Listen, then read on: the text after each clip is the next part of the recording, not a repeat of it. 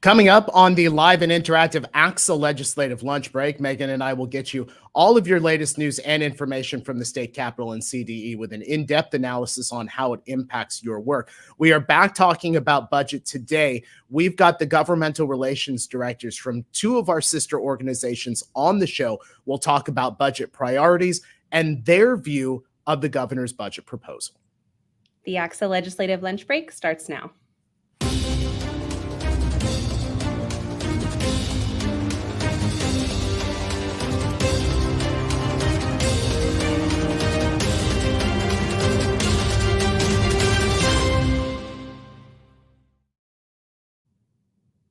It is just after 1 o'clock. We welcome you on a Wednesday to the live and interactive ACSA legislative lunch break. I'm Naj Alikhan, ACSA Senior Director of Marketing and Communications. We are honored today to be joined by Megan Baer, ACSA legislative advocate, our budget genius here in the ACSA offices. Megan, how are you today? Doing well, Naj. I'm excited for our guests today to hear from our sister organizations about their priorities. Thanks for having me. I do have to ask this question because I know budget day, big day for you, right? But it literally is like 24 hours of craziness because you go from hearing what the governor might talk about to then hearing what the governor talks about. And then you're in a meeting with the governor's staff and Ed Kolish. And then you come on to the show with us and then you're producing this end of day summary of everything. What is budget day like for you? It's a really full day and I'm really grateful when it's over. So it's nice that it's behind us and now we have a minute to really dig into the details and try to understand all these different pieces and talk to our members and hear how they feel about the different proposals. So yeah, it's a little hectic and I'm glad January 10th is over. It's a little hectic, and we'll kind of dig into what this week has been like now that we're 7 days past the governor's budget proposal. Of course, it came out right around 10 a.m. This time last week. So we'll talk a little bit more about that. Want to say hello. Dr. Mina Blasi is the first one on our chat today. Neri Pais is right there. Sheldon Smith, Grant Bennett, Maria Thompson. So good to have all of you here. Again, we will have two of the governmental relations directors from CSBA and from the California County Superintendents. They will be on the show, and we'll just have a broad discussion here about the budget priorities, and we welcome your questions. Go ahead and drop those into the chat right now. Let's give you a couple of news headlines right off the top. The Attorney General last week, pardon me, sent a legal alert to superintendents, county offices of ed, school boards, charter school administrators, reminding them as we start the new year about approving policies requiring staff to disclose a student's gender identity, that's against the law. We've talked about this a lot on this show about parental rights, this parental notification, student rights, all of that. AG Rob Bonta stressed in this message that the State Department of Justice will continue safeguarding the civil rights of all students. One thing that stuck out to me from this story, it's from our friends over at EdSource. 7 school districts boards have approved these policies over the last year. So work to do. A couple of other things for you. Facilities. We want to bring your attention to a federal grant that's coming to California, $4.99 million, which will be invested in the infrastructure of small and rural school districts to support facility needs. And we'll talk to one of our guests coming up specifically about facilities because there's an assembly bill that includes a $14 billion bond measure for school construction projects. That bond measure will likely be on the 2024 ballot. So we'll talk about that with our guests. And then, of course, one thing, Megan, and I'll have you jump back on board here because one thing that really stuck out last week, we talked a little bit about it in our budget broadcast, and now since we're a week out, we talked about the budget deficit estimate from the LAO that was north of $60 billion. Then the governor came in and had one that was about half of that. We're a week out now from the budget proposal being out there.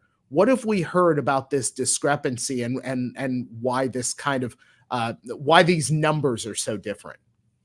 Yeah, I think when we initially saw the first numbers, it was a little jarring because there was such a big difference. The legislative analyst's office had estimated a $68 billion budget problem, and the governor on January 10th said that the problem's only $38 billion. So, big problems, but $30 billion is a really big difference. Once we kind of dug in and met with the governor's staff, there's some differences in the way that they're doing the math, what they're counting as a deficit. They're counting the challenges in the Prop 98 and the education budget differently.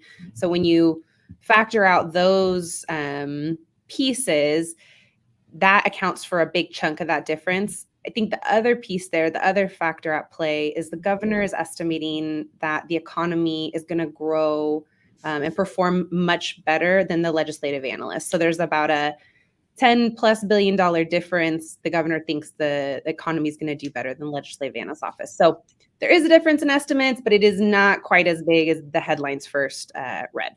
Yeah. Okay. And then just this response, because we didn't really highlight this response. It was a long one. So I'm just going to read a piece of this from Tony Thurmond in response to the budget proposal that came out this time last week. Tony saying, quote, "I am grateful to Governor Newsom that there were no major reductions or pullbacks in the vital education programs. By preserving our educator workforce investments, community school investments, and learning recovery investments, we ensure that our students, families, and educators have what they need to improve literacy, math proficiency, and social-emotional wellness. We're pleased to see the Proposition 98 guarantee slightly up from its projected value, but disappointed in the average daily attendance decline, with the COLA at 0.76% when it was projected to be at 3.5%. So that's just a little bit of a piece of what Tony Thurmond had to say following the release of the budget proposal. All right, Megan, I just want to point this out to you, right, that our viewers are very excited to have you on the show today. And one in particular is very excited to see, and normally he's very excited to see Edgar and I, but he is really excited. Nary right there put in genius and powerful Megan indeed. I mean, the Megan I paid him to club. say this. Did you? Okay. Thanks, all Mary. right. Something tells me, look, folks, if you want to jump into the chat and put on there about your experiences with Megan, because I know that they're all going to be great. Go ahead and do that. So Nary isn't by himself. And so, yes, go ahead and put those into the chat right now. Okay, let's talk budget. Let's bring our guests today. We brought in a roundtable here to discuss the budget with a number of organizations. Patrick O'Donnell, Chief of Governmental Relations at the California School Boards Association. Before joining CSBA, he was a member of the California State Assembly in the 70th District. And Derek Lennox, Director of Governmental Relations and Legal Affairs at the California County Superintendents. Patrick and Derek, honored to have you with us here on the ACSA Legislative Lunch Break. You're both of you returning to the show. We promise we'll treat you nicely in your return back here to the Legislative Lunch Break. For both of you, since now we're a week out from that budget proposal, you had your initial reaction from your organizations on what you saw from the governor's budget proposal. We're now a week. What are your impressions? Have your thoughts changed after having a little bit of time to really go through the details of this budget proposal? Patrick, we'll start with you.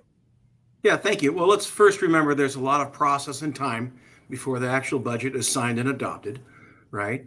And we'll see in May, we'll have the May revise, and certainly we'll see different numbers then. Hopefully they're much more positive than we see today. But again, there's a lot of work ahead of us. But that presents an opportunity for us too, to strongly advocate to the legislature as the governor hands the budget over to them, to advocate to the legislature to keep schools whole and to maintain the investments we've made. But my simple impression is this is a year of defense, not offense. The governor's budget is a very prudent approach in a very difficult year.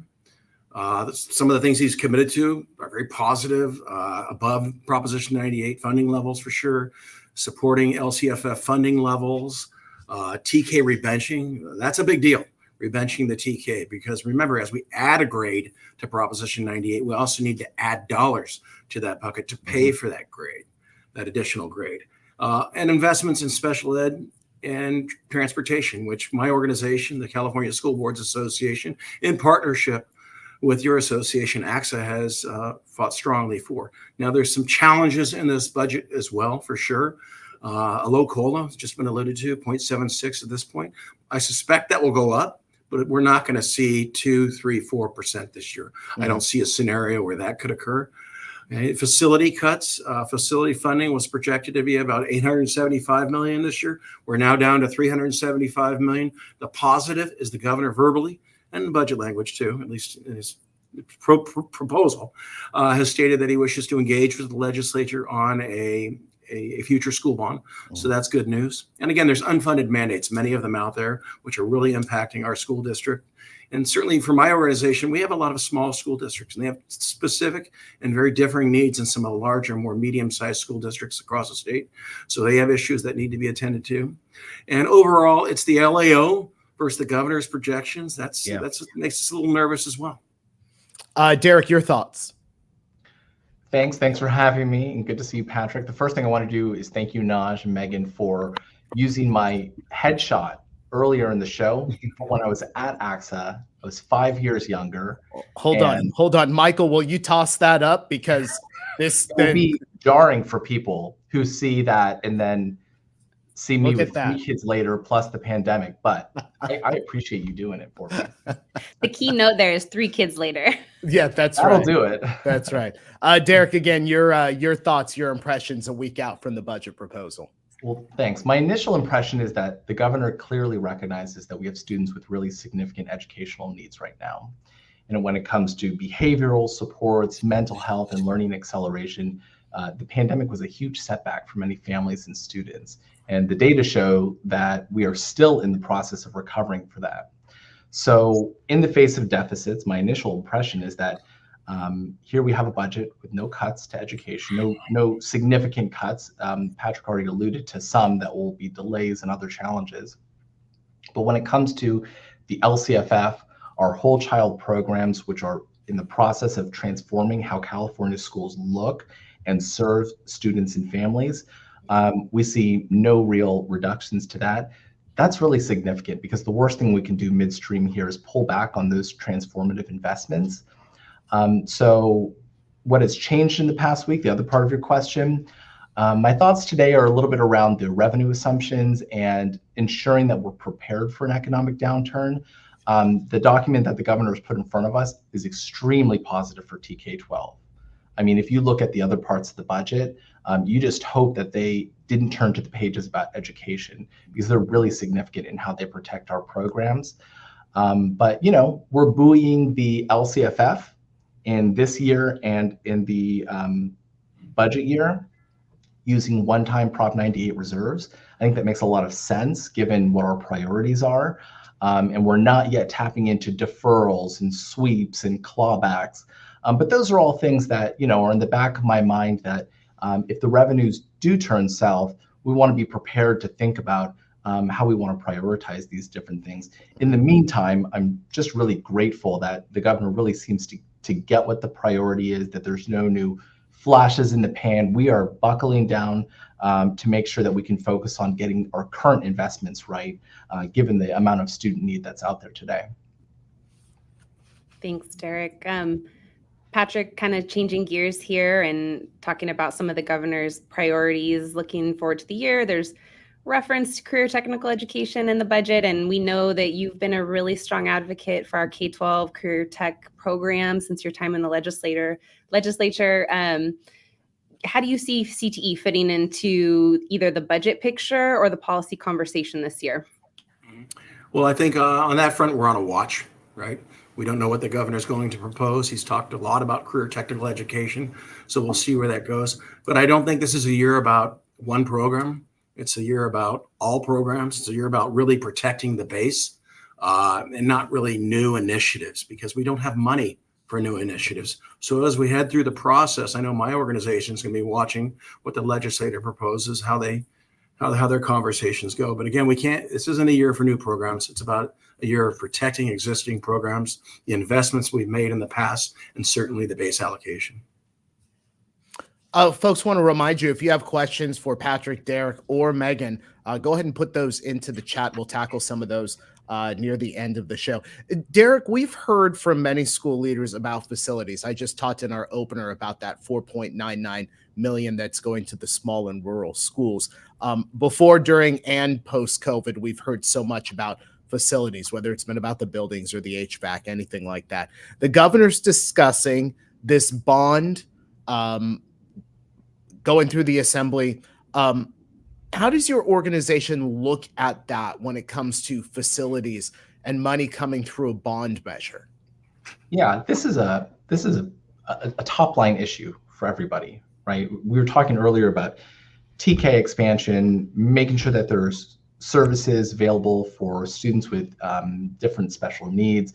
All of that requires facilities and space. And the more that we expand our services, the more that our existing infrastructure is stressed by this. And that's a live challenge that districts are facing right now. So it's a big deal. Actually, I first want to recognize my colleague, Patrick O'Donnell, who authored the original bond bill that put a $15 billion bond on the ballot back in March of 2020. It was bipartisan. We were pleased to support it with ACSA and others. Labor groups were in support, building trades and more. So, I mean, that was really the starting point of this whole momentum. And even the bill that's in the assembly today by Assemblymember Al Muratsuchi, uses as its starting point the really important foundation that Patrick worked on. So first of all, thank you. The next thing I would say about this, and I'm really optimistic to see that the governor put a line in there about working with legislative leaders on the school bond, is the fact that we, not only need additional funds into the system to do new construction and modernization, but the system itself and how we allocate funds, this is an opportunity to make that better and to make it more equitable. One of the main selling points of the measure that's currently coming out of the Assembly, and by the way, there's also a Senate proposal by Senator Steve Glazer, that's important too to remember. But one of the main selling points was that unlike prior state bonds, this one would be doing more to create prioritizations within the bond program. Most know that it's on a first come, first served basis in most cases, and that serves an important predictive role for districts, particularly those who are able to invest in, making sure they go out there, get their local bonds, apply to the state and so forth. But there's probably room for more equity in that overall system. In particular, I'm thinking about the between 50 and 60% of LEAs in the state that are statutorily considered small. They don't have departments of, project managers and grant writers and all of this that can spend time the way that larger districts can and do a good job doing that. But I'm also thinking about districts with very low bonding capacity, particularly in rural areas, and those facing health and safety concerns. So there's a huge opportunity to do more than just the dollars and cents here. And I'm looking forward to those conversations. And we're pleased to continue to support those bills as they move through the legislature. And Patrick, you had something to add to that? Yeah, I just want to jump onto Derek's comments, which were I echo. I absolutely echo his comments. They're very, very on point. But in particular, for my organization, the small school districts are having a difficult time accessing the state school facility program. So we need to make that smoother. We need to figure out a little bit easier path for our smaller school districts to access that money. And again, you alluded to those districts that don't have the bonding capacity. That's a huge issue. So if we can fix that, that would be a big positive as well. So Patrick and Derek,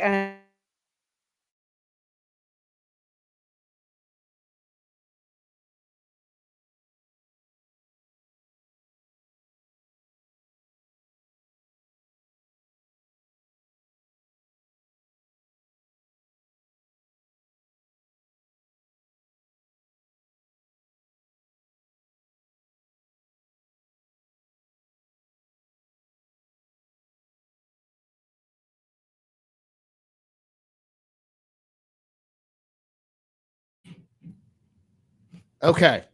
All right. I see Megan is laughing. I saw gotta keep it Patrick is interesting. looking. Okay, now wait a minute. Now we've lost Patrick again. Okay. Now Derek is smiling. Patrick is back. Okay. So I think this is that great opportunity for all of us to wonder if Edgar paid the bill or for the internet here, because that has never happened while we've actually been in the office doing it. So, and I know Edgar's on assignment, but watching likely on his mobile device. Edgar, we got to make sure we get that bill paid by next time. Megan, I believe you had the next question. Let's try it again. Let's try it again.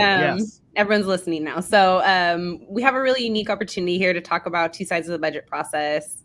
Patrick, you were a legislator, you were an elected, you were in conversations that, you know, many of us don't have access to. And so I have a really unique insight. And Derek, you've been an advocate for a long time now and in the leadership of a lot of organizations. So can both of you talk a little bit about the roles? And we've got a 6-month budget process ahead. Give us a little insight, you know, what to expect and maybe some advice. And let's go ahead and ask Patrick to kick it off. Yeah, I would simply say this is not a football game. You're not sitting in the stands and watching. You're on the football field, right? Don't agonize, organize. I would encourage all districts to come up with an advocacy plan, one side of one piece of paper. What is your plan to engage your state legislatures? Stores, who will do it? You want to have your board there for sure. You want to have your administrators. You want to have your teachers. You want to have community members so that you're engaging with legislators and letting them hear from your perspective. Listen, this is so important to the process. A lot of people go to these meetings, walk away, well, I don't think that did anything. No, those meetings mattered. They absolutely mattered to me. And I can tell you they matter to other legislators because I would hear it on the floor of the assembly when we'd all be standing around, oh, I'm getting beat up on this issue. Hey, hey, can you change? They'd come to me, hey, we change this? Can we make this change? I'm getting beat up by my local school districts. So again, I urge people, come up with a plan and engage your legislators. And stick to talking points. I know CSBA, we're putting out talking points very soon. And you can just read those off. And again, partner. Don't just go it alone, and don't rely on an organization. Engage with that organization, be it CSBA, ACSA, others, together is best, to be your voice. Don't think some lobbyist far away is going to do this. They'll do their work, they will. But again, they need to hear from locals. And again, we have the Legislative Action Week, CSBA does, where we can engage with the state legislature. That's coming up very shortly in March. And we have C2C, we partner with ACSA, and that's coast to coast, where we go to Washington, D.C. and walk the halls and let our voice be heard from the local level. Derek? That's great advice. And I'm sure that this is, verboten to say as a lobbyist, but I often tell our members, the county superintendents, I don't particularly care if a legislator knows who I am. I really care that they know who you are and that they're willing to pick up the phone and go see your school sites and visit with your students. So very good advice about don't agonize, organize. I like that. So, okay, I think the first thing is we've got to protect the amount of funding and the integrity of Proposition 98 heading into a tough budget year. This kind of goes without saying. This has to be our first line of defense. I think too, and this is the opportunity for ACSA members and others, is we're going to see a lot of proposals coming out, not just from the governor and the mayor vision and what we see in January, but also from the legislature and other groups who are involved in our ecosystem. And I think the question for all of us is going to be, how do we ensure that these proposals increase a sense of belonging for students at schools? How do we ensure that they accelerate learning in an effective way? How do we ensure that we're reforming systems that have traditionally advantaged certain student groups and disadvantaged others? What I'm saying is it's an opportunity for the people who are at the ground level and seeing the students and families and work day to day to provide feedback to lawmakers on how best to ensure that this entire suite of programs, this whole experiment about the whole child and the LCFF and local control is going to best impact students. Because, in Sacramento, I think it's easy for, some of us to sometimes say, well, look at this proposal. How did they come up with that? Didn't they talk to anybody first? And you know what? Chances are they did talk to somebody. And they heard about a real problem that was happening to real students and people. And they came up with an idea, and that's a starting point. And now here's where we get involved, and people like Megan, Patrick, myself, and others say, tell us about your lived experience in the field. How is this proposal going to close achievement gaps? How is it going to benefit students? What are the unintended consequences? And then we help communicate that in partnership with you. But I think that we can't just think about it like over in the Capitol building, there are these things happening, and then it happens to us. We have to be in relationship with the lawmakers and with the governor's office and others to make sure that they understand your point of view. I'm looking at the collective view of the viewers because you are all school site leaders, educators, workers at school districts, and you know better than anybody, what's going to make a proposal able to be successfully implemented. And I think that's a really important part of the process. Megan, let me just ask you this question because I've got two in a row here. This is from G. Vittoria from ACSA Region 6. She asks, any first take about K through 12 adult education programs, particularly since we are seeing a sizable influx of newcomer adults? Yeah, no, there's, I think the good news is that adult education is getting the same COLA as the rest of educational programs. The bad news is the COLA is very low. Right now it's estimated at 0.76%. And beyond that, the governor really is making very few investments because of the budget shortfall that we have. So no, not beyond COLA. There are no investments in adult education, new investments. Okay, final question. I'm going to have all three of you here. For all three of you, give me one challenge that you see in the budget proposal and one thing that intrigues you. Megan, you first. All right. I get to be answer the questions now. From co-host to question answer. I think the long-term risk, it's great that we have the budget reserve and we have these tools. We're certainly in a much better position than we were, during the Great Recession, but we are funding, I think Derek alluded to this, the state is funding LCFF with one-time resources. So what are the out years going to look like, the ongoing risk? We're probably going to be fine this year, but I'm hoping that in the next couple of years, there's significant risk in this budget. In terms of an intriguing and something that we're very interested in is, the governor is talking about potentially LEAs being able to recoup attendance loss, both for funding and for chronic absenteeism purposes.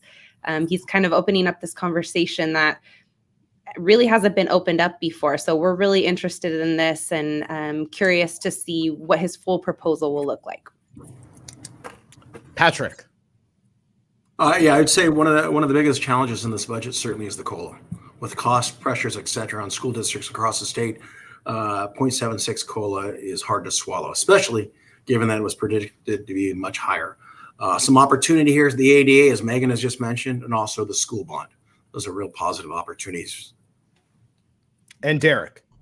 I'm going to add on to what Patrick just said. My intrigue and challenge is all one and the same. I'm intrigued by this attendance recovery and emergency funding proposal. We know that chronic absenteeism has been off the charts since the pandemic. We know that the mindset of families and students has shifted in terms of how often we go to school and what happens when we're sick and all of this. So that's not just an education problem. That's a world problem. But the way that it affects us, I'm intrigued because there's two proposals in there. And the first is to allow attendance recovery time for LEAs to be able to pick up that attendance, which affects them in a fiscal way, but more importantly, affects the student in a learning way. And then second, related to emergencies lasting 5 or more days, there's a proposal to provide students with access to remote instruction and support. I guess my main question is, how is this going to interact in a positive and innovative, hopefully, way with things like ELOP and before and after school and ACEs and independent studying, these structures that we already have in place? Love the idea of bringing more innovation and flexibility to meet families where they're at. But we know that, it's going to be a challenge to get kids back in school at the rates that we had them there previously. So love the focus on this, but I do think it's going to be a challenge to think through all of the logistics. All right, before we go, okay, I have art and helmets behind me. Okay, Derek, you've got pictures and a couple of diplomas over your right shoulder. Megan, you have plants and a window. All right, Patrick, what's behind you in your office beyond the blinds? A lot of light that makes me appear to be an angel, which I hope I can be this year with the budget. There you go. All right. Patrick O'Donnell, Chief of Governmental Relations at the California School Boards Association. Derek Lennox, Director of Governmental Relations and Legal Affairs at the California County Superintendents. Patrick and Derek, thank you so much for being with us today. We look forward to having you back. Thank you very much. Thank you. So a couple of reminders. One, if you like what you see on the ACSA Legislative Lunch Break, we invite you to like us on Facebook, follow us on YouTube. Once you do that, you will get instant alerts when we're about to come on live with breaking news. And of course, you'll get a reminder about our regularly scheduled Wednesday show. And if you have great stories happening in your school district, we want to tell those stories. You can go ahead and email your pictures, your news releases, your bullet points over to our great EdCal editor, Michelle Caro at mcarl@axa.org. Do want to point out a couple of things on the chat. One, Charlie Hoffman, former ACSA president. Hold on, now I got to go find it. Charlie says, Megan is definitely an upgraded co-host. There you go. Perfect. Thank you, Charlie. So kind. And then we also have from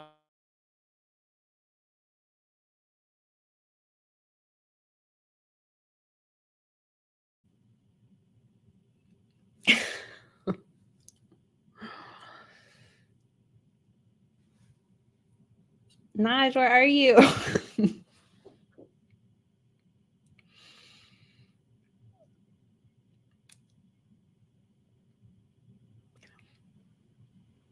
I think Edgar purposely cut the internet on that one, Naj.